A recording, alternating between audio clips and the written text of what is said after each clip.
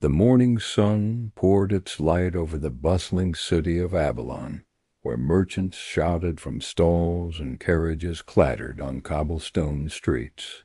Amid the noise and color of the city lived a man named Karim, once known as the richest merchant in the land.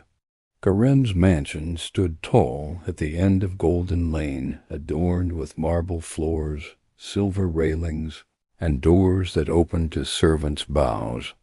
Yet, despite his wealth, Karim's heart was restless. Every morning he stood by his balcony, watching the poor pass by, beggars with torn clothes, children with empty bowls. He would wrinkle his nose in disgust. Why must they live like that? He muttered. If only they worked harder, they would not beg.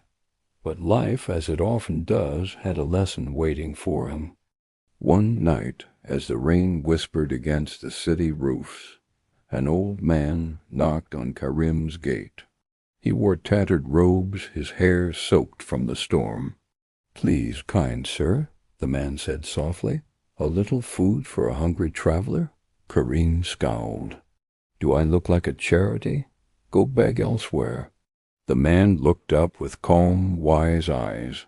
"Remember, young man, the hands that give are never empty."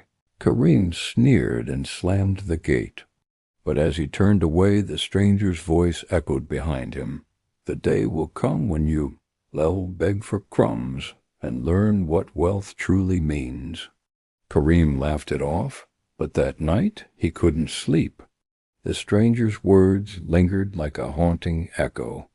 Weeks passed, and Karim's pride only grew. He bought ships, lands, and jewels, yet one by one his ships sank in a storm, his warehouses burned in a fire, and his servants stole what remained. The mighty merchant was ruined. His mansion emptied, his friends vanished. The very people who once bowed to him now crossed the street when he passed. In time, Karim found himself sitting on the same street he once looked down upon, begging for food with trembling hands. The golden bracelets he once wore had been sold for bread. His silken robes were now rags. His heart, once proud, was now hollow. For months, Karim lived by the marketplace corner, the same place he once ignored. He watched the city move without him, and hunger became his companion.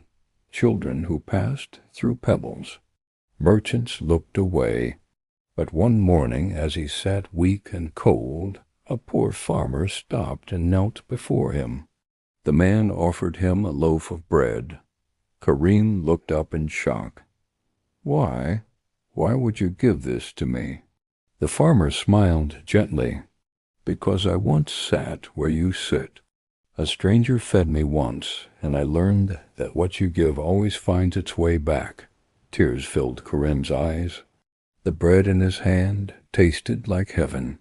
For the first time in his life he said softly, "Thank you." That night, as the stars shimmered above, Karim dozed off against the wall. He dreamed, or perhaps it wasn't a dream. The old man from before appeared again, his robe shining like gold. "Karim," he said kindly, "do you now understand?" Karim bowed his head. "Yes, master. I once thought gold made a man rich, but now I see. The richest hands are the ones that give." The old man smiled. "You have learned well. True wealth is not in what you possess, but in what you share."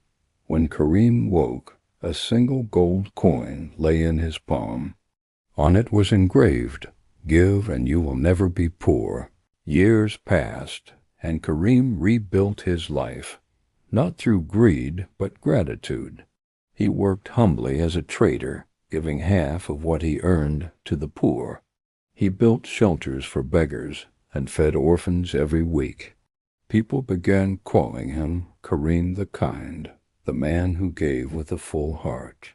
And though he never regained his old riches, he never hungered again, for his heart was full. The story of Karim, the rich beggar, teaches us this. Wealth without compassion is poverty of the soul. Gold fades, but kindness multiplies. A closed hand may protect what's inside, but an open one receives heaven's blessing. The richest man is not the one who has the most, but the one who gives the most. Like, subscribe, and share for more interesting stories.